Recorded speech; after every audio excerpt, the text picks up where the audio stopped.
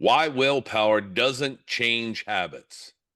Welcome to Huddle Up. I'm Duane Gibbs alongside my partner, Mark Bruce, the Hall of Famer, and we come to you each and every Wednesday and Friday with a quick mindful thought. With that being said, let's huddle up.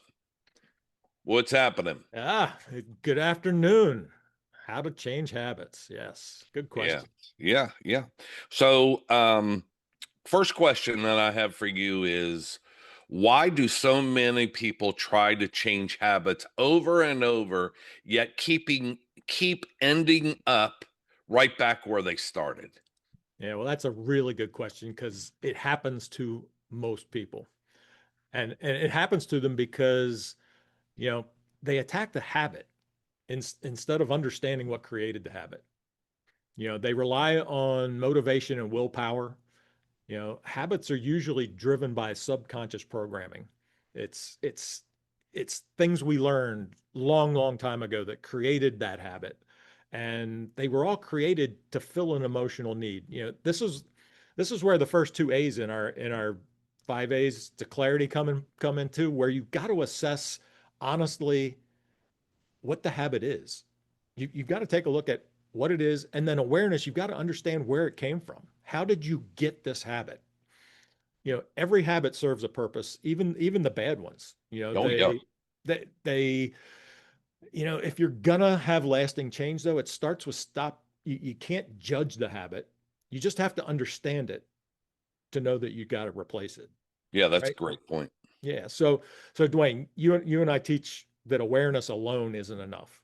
Yeah. Hmm. So why do so many people know what they should do, but they still don't do it? I think acknowledging the issue, the habit, doesn't automatically create behavior change, and they expect change to happen immediately.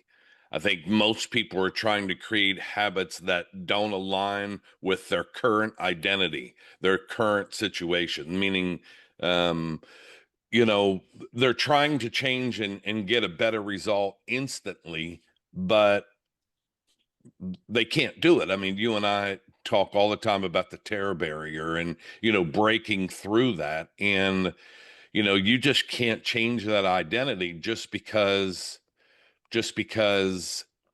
you want change. And I think so many people long for change so much that, okay, well, I'm going to change this. It's kind of like going on a diet, you know, and hey, you're doing good for a day or two, and then day three, and then it's Friday night, and you're like, I'm gonna have a pizza, and I'm gonna have a couple beers, and then tomorrow morning, the wife's gonna get up and she's gonna make a great breakfast, and she says, I'll fix you whatever you want this morning. And you say, well, I'll take some pancakes and sausage and all, and then at the end of the day, you're thinking, wow, I thought I was losing weight. I did really good Monday Yeah. through Thursday, and this weekend I did bad. And heck, I'm back up to work. So you have to create these habits over and over and over before things start to change. And so instead of asking how do I stop doing this, ask how do I need to become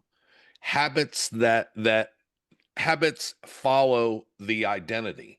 And so I think, once you realize, hey, I've been in this and I've been doing really good for 6 months, then it's probably okay to have a slice of pizza, not an entire pizza.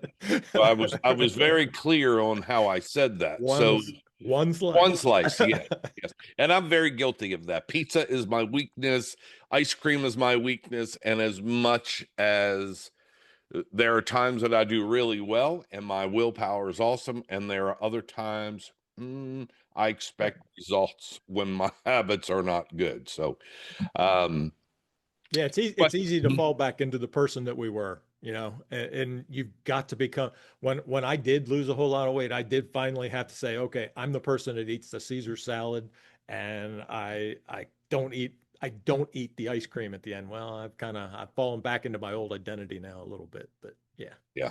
you're absolutely right. So once someone understands the habits and align with who they want to become, what's the biggest mistake they make when taking action again? Well, at that point, you think you've got it figured out. You've got it all figured out. And then you try and change everything at once. And you can't change everything at once. You've got to focus on one or two things at a time. You just small daily actions. When you repeat them constantly, that's what creates new habits.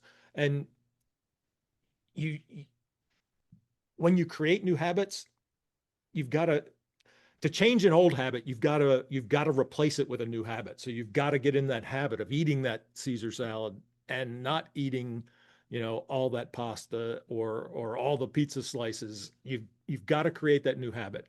People underestimate what they can accomplish in 90 days. If you do just two new things in 90 days, you'll be amazed at the difference it'll make. And then when they're ingrained, then you can move on and do the next two.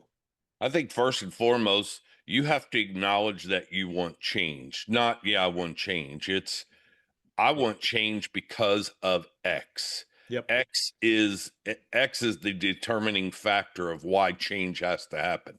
My health's getting bad. I'm really gaining weight. I can tell that when I walk, I get tired so fast. If we're talking about weight loss and health, obviously we're talking about so many different reasons why. But as we're sitting here talking about health factors, I mean, that's you got to look at the X as the end result, and then back into how are you going to change, and then start being able to identify that, and change will happen. If you want it bad enough, it'll happen. Yep. And there's one last piece to this that I think maybe we'll save for another day. We'll talk about it because it's your favorite. I think we'll spend the whole time on accountability. What do you think? Oh, I like it. Yeah. All right. I like it. Great discussion. Yes, absolutely. So if you're struggling to change a habit, stop trying harder. Start using the 5 A's that we teach, and that is assessment, awareness, alignment, action, and accountability, because changing the system behind the habits, and the habits will change itself. Hey, we appreciate you, the listener, of tuning in each and every Wednesday and Friday as we come to you with a new mindful thought. Also, check us out every Monday as we do a full Huddle for Success podcast that lasts anywhere from 15 to 20 minutes. So like, share, leave a comment. If you find this information being helpful, give it to someone that you may know that needs change, that needs help, and that can relate to this. So we appreciate you again, the listener, of tuning in on our episodes, and stay huddled up, and we'll see you on the next episode. Thank you for joining us on this episode of Huddle Up, where we come to you every Wednesday and Friday. Like, share, and subscribe, and follow us on YouTube and on social media. If you find this information helpful, share this with someone that you know. We'll see you next time on Huddle Up.